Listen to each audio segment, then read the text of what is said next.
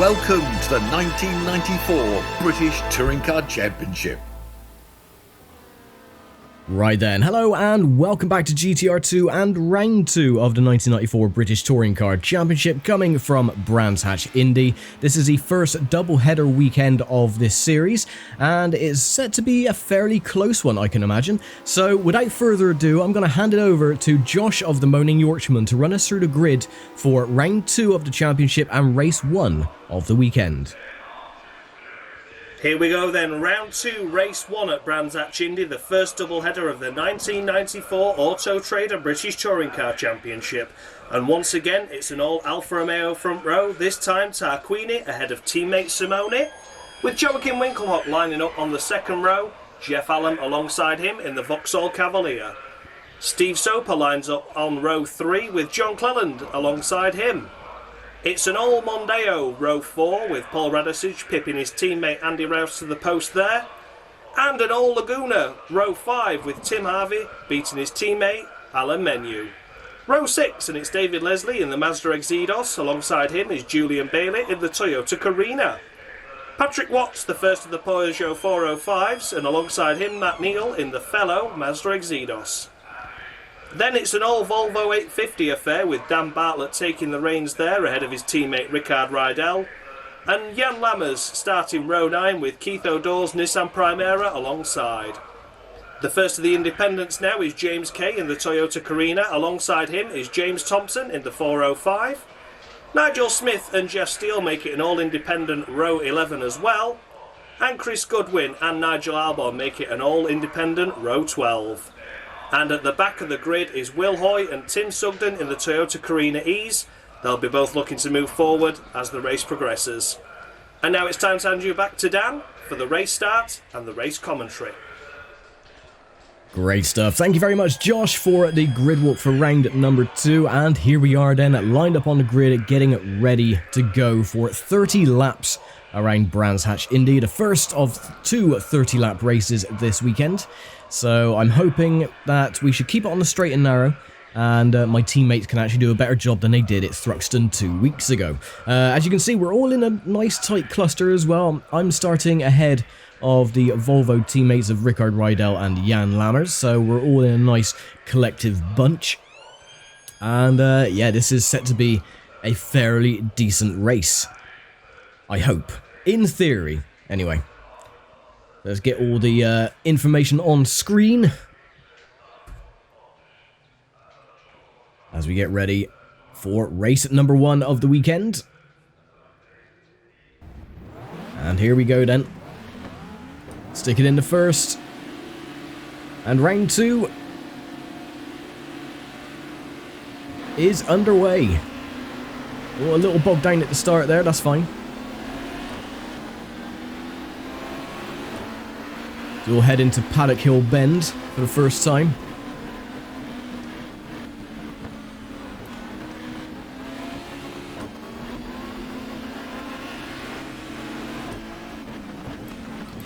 Ooh, and a big dive up the inside from Matt Neal, directly behind his teammate of David Leslie.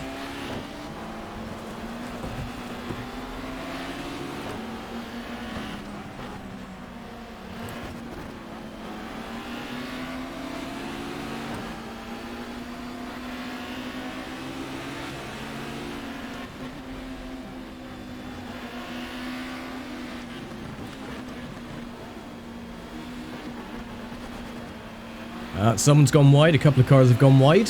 David Leslie's gone on to the gravel. That's alright, we'll just try and take the position without ramming his rear end. And that is lap 1 complete, and we are in 14th, so we gained 1 position from qualifying.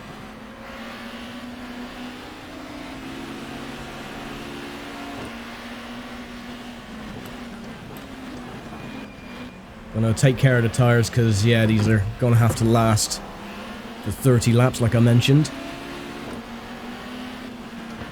Last thing I want is the tyres to go off halfway through the race, and oh, and someone has Nigel Albon. He has retired from the race already. Well, at least his son Alex is having a lot better time of it in Formula 1 currently, but there you go. So, similarly to Thruxton, Albon has parked on the side of the track and has retired from the race. So Simone is leading from Tarquini and Joachim Winkelhock, the same three from Thruxton.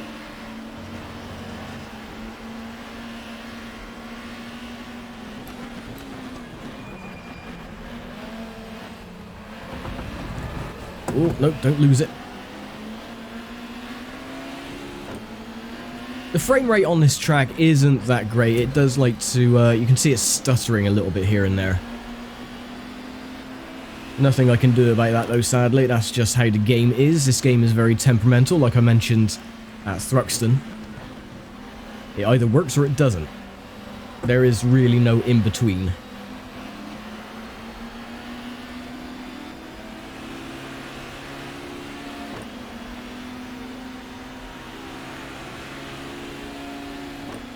Starting lap 4.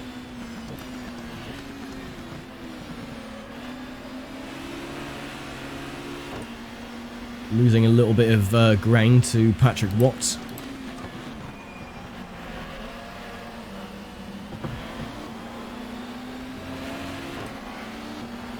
Oh, he did go a little bit wide. I could dive up the inside. No. Too far back. Oh, excuse me, Watts.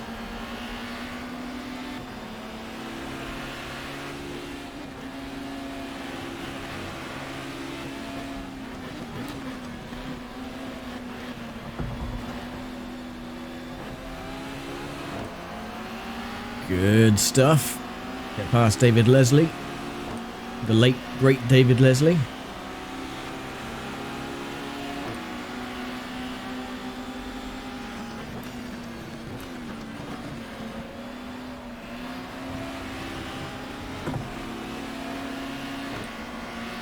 We've got Patrick Watts on the inside. Gonna give him the room. Or not, he's just gonna drop back. Cool. That's fine with me.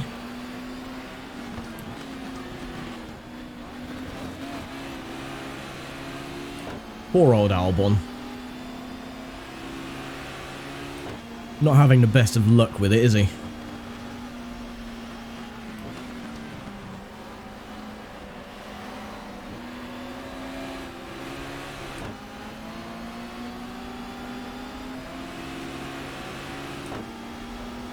Nice, so we're up into 12th as we head into lap 6. Simone still leads the way from Tarquini and Winkelhock. Nope, don't want to do that. So I'm going to block Watts.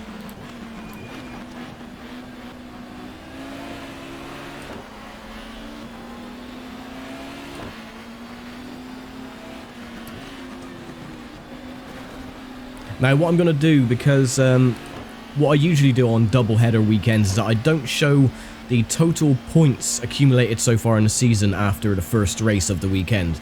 I do that at the end of race 2 of the weekend, so yeah, there won't be any total points so far this season after today's race. That'll be for tomorrow. Just to let everyone know.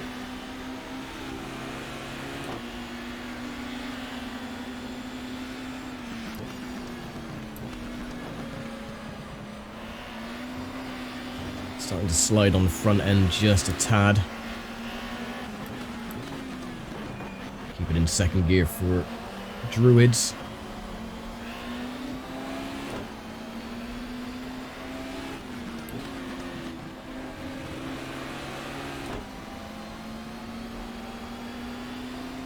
Well, besides Albon retiring after, what, the first lap, this has been a fairly clean affair so far. Well, saying that, and there was a 2-car accident coming out of Clearways. Oh my god, curse of the bloody commentator or what? That was Andy Rouse and Jeff Allen decided to take a tumble going through Clearways. With any luck, they'll be able to carry on going. I don't think that they were beached in the gravel. I could not have timed that any better. Oh yeah, it's been a very clean race so far. 2 cars bin it in clearways. Thank you very much for that.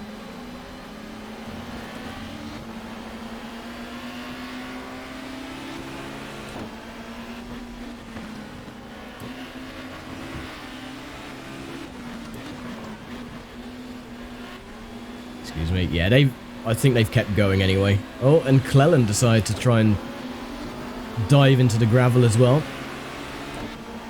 Yeah, they've carried on going, so no more retirements so far. And because of all that jostling for position, I'm up into 6th place.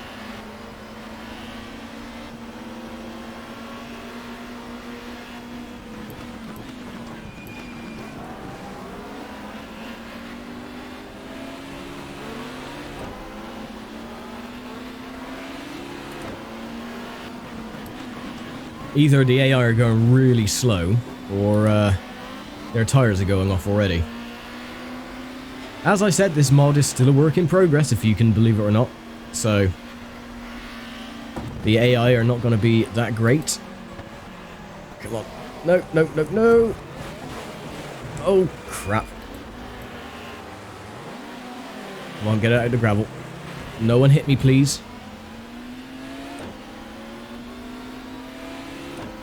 Well, I was in 6th place. I had a sniff of a top 5, but that has gone out the window now. Dirtied my tyres as well. Jeff Allen, who was in clearways, he's probably laughing at me because I laughed at him going off at clearways, and he's probably thinking, ah, you dozy git, you did the same thing.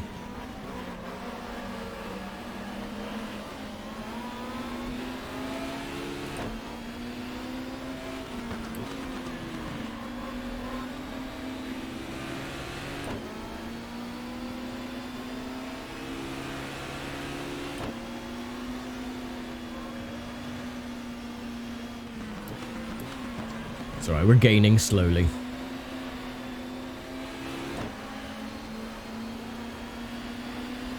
I don't think anyone's going to catch the Alfa Romeos though. Look at that. Simone and Tarquini 17 seconds up the road.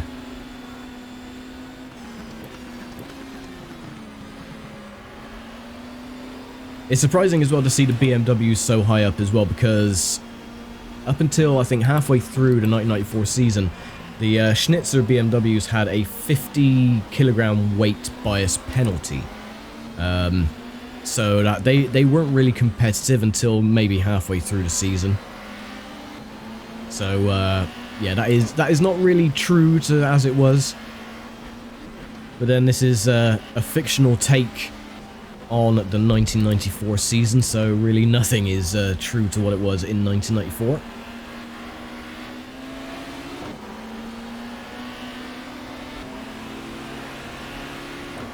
And the cars pull away because of my heavy weight bias, but that's fine. Already on lap 12, coming up to the half distance, which is...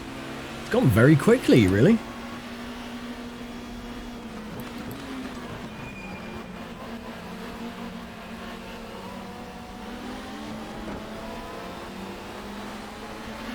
Patrick Watt's gone wide. Excuse me. Where's my teammates? 15th and 16th of Rickard Rydell and Jan Lammers. Right. You're starting to get on my nerves, so get out the way.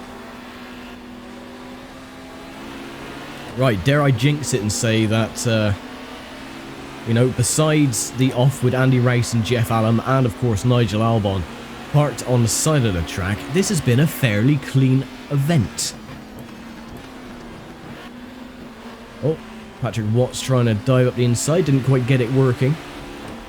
Poor Radicic. Radicic had a really torrid time of it in 1994. He was just pushed off left, right and centre from everybody.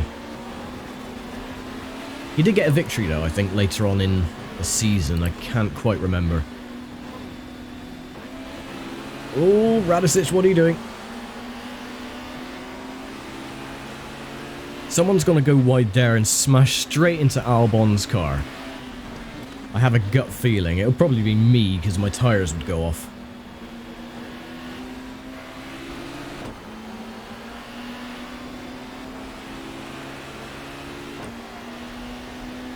Look on the minimap. Simone and Tarquini, you've already gone round Druids. Coming up to lap traffic.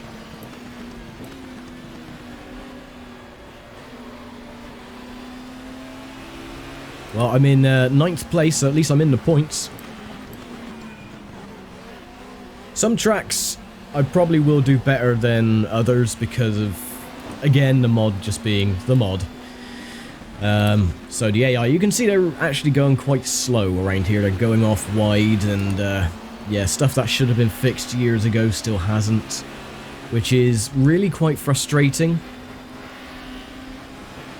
If I had any knowledge on modding or creating or updating anything with mods, I would have probably sat down to try and fix all of this stuff, because this is just it's a bit frustrating, really.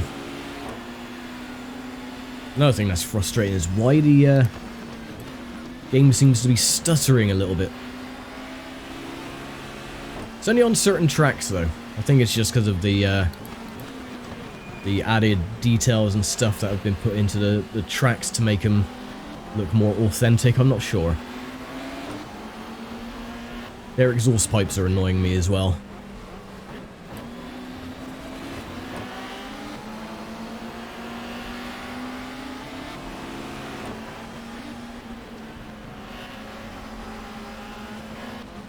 Right, I've had enough of Alan Menu getting in the way.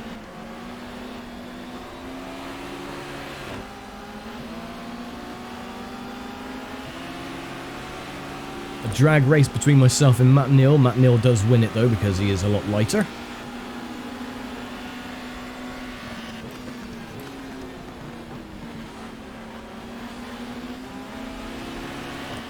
Steve Soper has got past Jochen Winkelhock for 3rd place.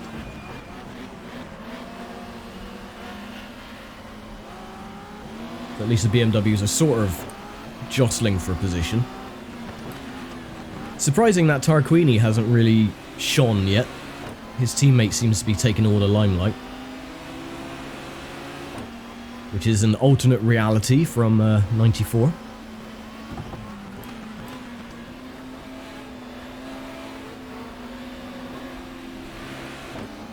Oh, Cleland, come on. On the positive side, in 1993 we had an issue with the BMWs and the Vauxhalls that they would roll on certain corners. I think the Vauxhalls rolled here, the BMWs rolled at Thruxton, and the Vauxhalls rolled at Knock Hill. Haven't had any of that issues yet. So at least that has been kind of fixed, but the AI are still very slow.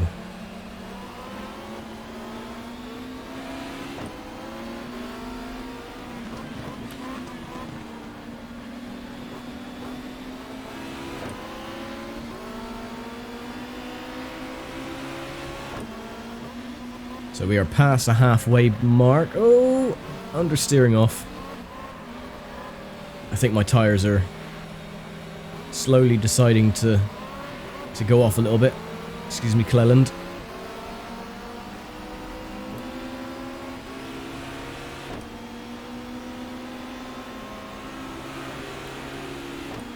So worried about keeping the car on the track, I didn't change down gear. Oh, yeah, the tires are definitely gone. You can see how quick they go as well. Oh, this is butt clenching. Don't hit me, don't hit me. There we go. So the last thing I wanted to do would be rammed up the rear and have my wheels ripped off. And back down in 12th we are.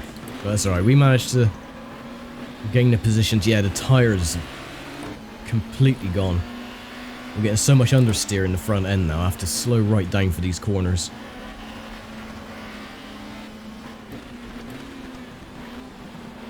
Take it steady.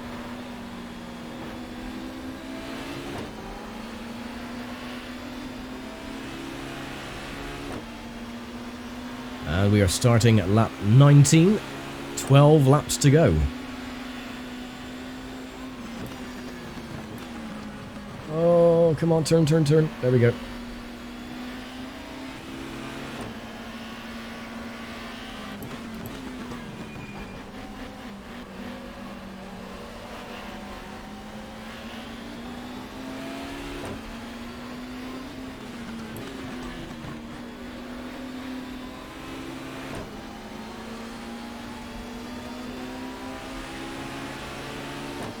There we go, on the inside of... No, I went a bit too fast. That's fine. It was a small mistake. Now, the finishing positions for race number 1 determines the starting positions for race 2. And in true-to-life fashion is that some cars did not start race number 2 because of either accidents or mechanical failures. Yeah, my tires are cooked. So there will be gaps on the grid for tomorrow for cars that did not start race number 2. I think Nigel Albon was one of the non-starters for race 2 as well, so at least he's, you know, gonna be a little bit true to as it was in 94 and not starting.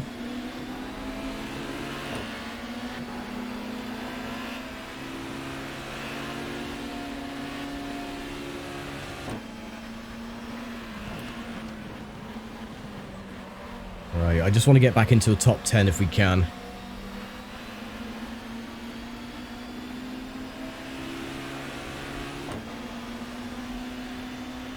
Lap 21.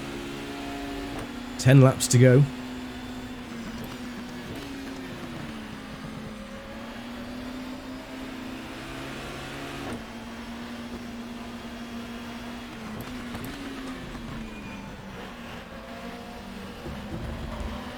Oh, just rumble over the curbs.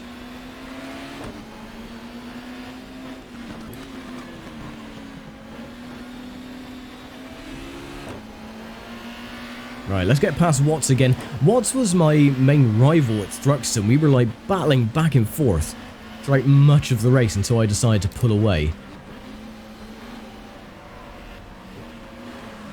Oh, come on. There's no grip on the front end at all.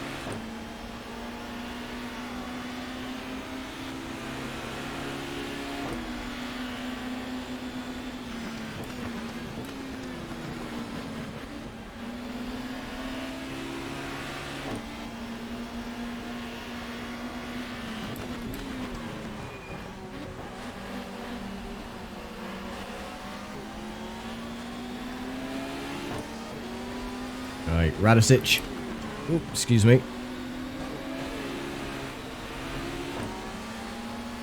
Okay, back up into a top 10 where we got 1 point.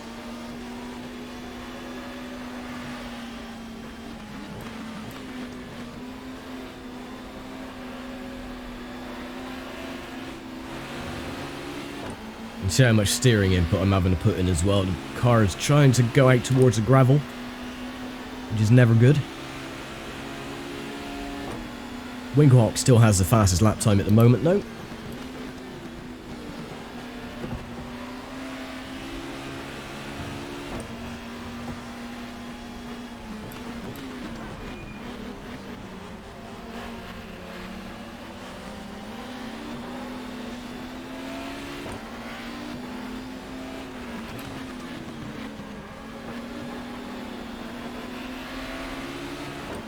Up into 9th.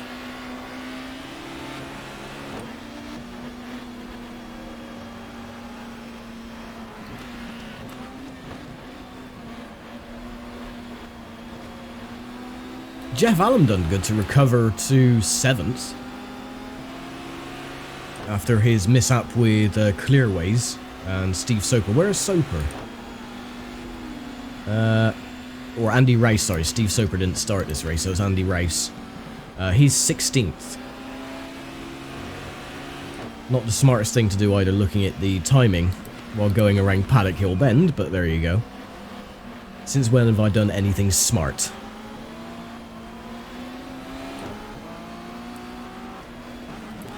There's another glitch as well you can see there, is that there's a reflection in the window of Matt Neal's car, but it's like yellow. I don't know why that is. The other cars don't have that, so it's just another reflection issue.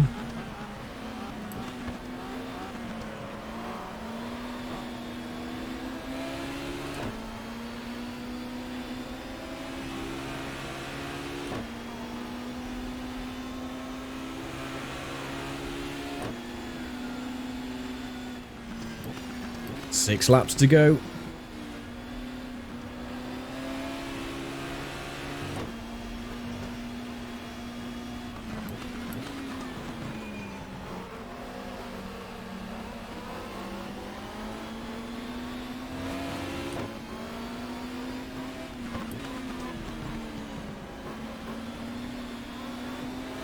Oh, I got a run on Alum, so I could get 7th.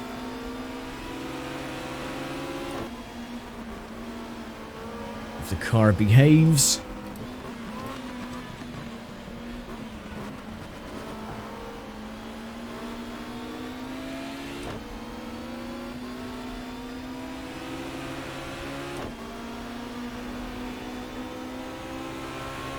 Alum's got the straight line speed.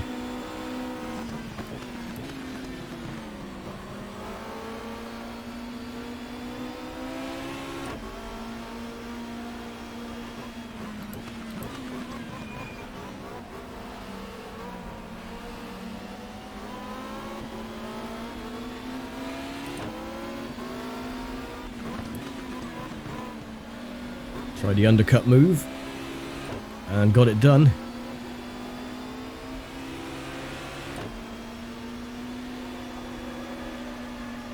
Oh, the understeer is painful.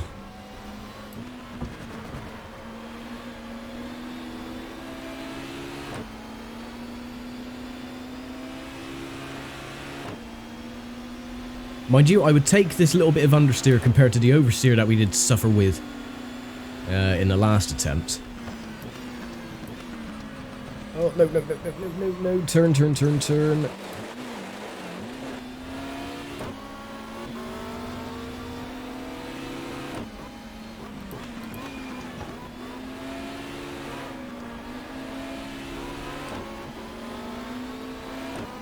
Okay, we'll try that again, shall we? Once again, I will do the undercut. He'll go wide.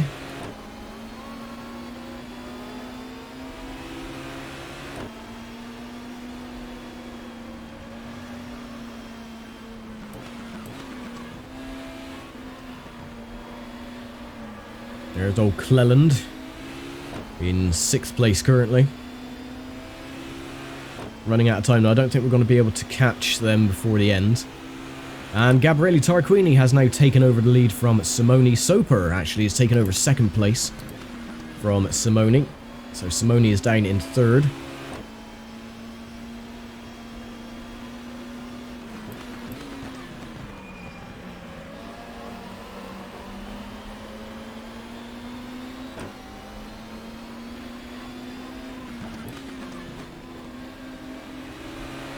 I don't like that where everyone's going wide there. Look at how the grass has all gone churned up and everything.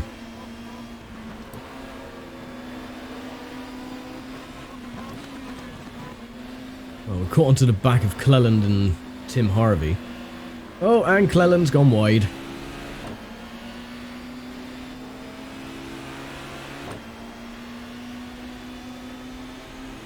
Well, one more place for us. We're in the top 6. And we have 2 laps to go.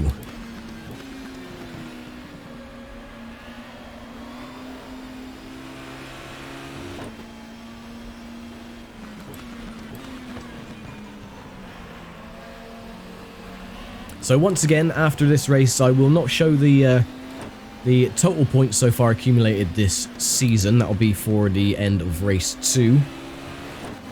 So it'll just be the normal points that you score after each race, so 24, 18, so on and so forth.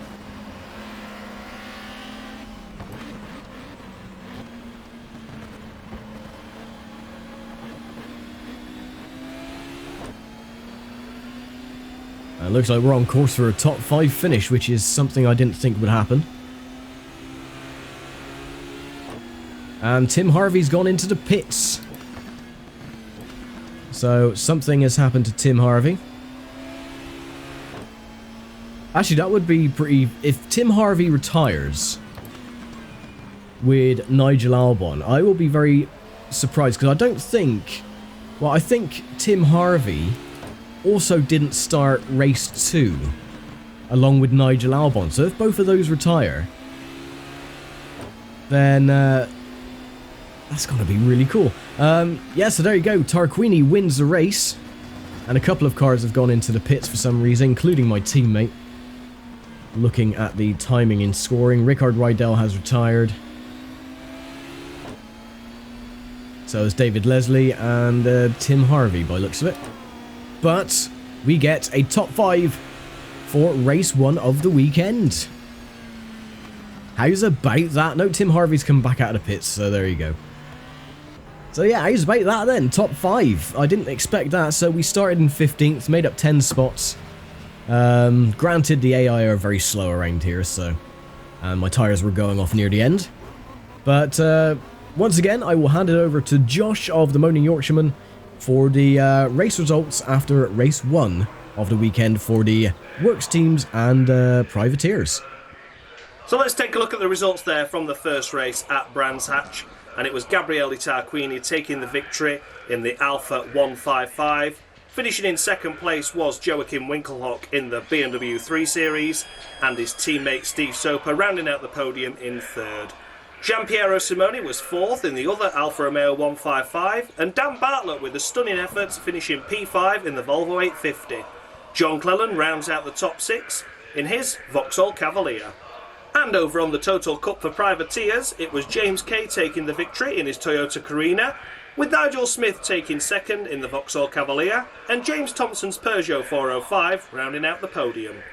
Jeff Steele in the BMW 3 Series finishes fourth, and Chris Goodwin is the last of the finishers in the Vauxhall Cavalier, with Nigel Albon's Renault 19 DNFing in this race.